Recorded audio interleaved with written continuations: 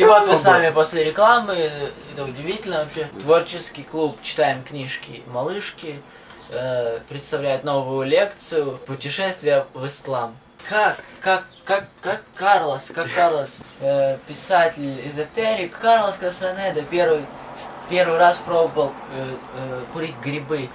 Дон Хуан, его учитель, предваритель, Дон Хуан, индиец Хатаки, учил Кастанеду. Они сидели возле дуба, и текла речка, короче. И он говорит, типа, только смотри, там, у тебя придет дух, он будет манить тебя, все такое. Не на ухо ему говорить, что говорит. А он стоит так вот в речке, они сидят, вот на дуб и речка, их много. И раз он такой смотрит, эта грязь начинает ему вот так вот по ногам, полностью все наполняет, он течь, короче. Начинает кричать, Дон Хуан ему типа говорит, типа, успокойся. И он подходит к воде, подбегает, смотрит к воде, смотрит, течет вода, и он слышит все время голос Хуана.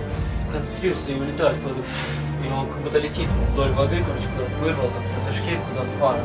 Но он чуть не уплыл, короче, с духом воды.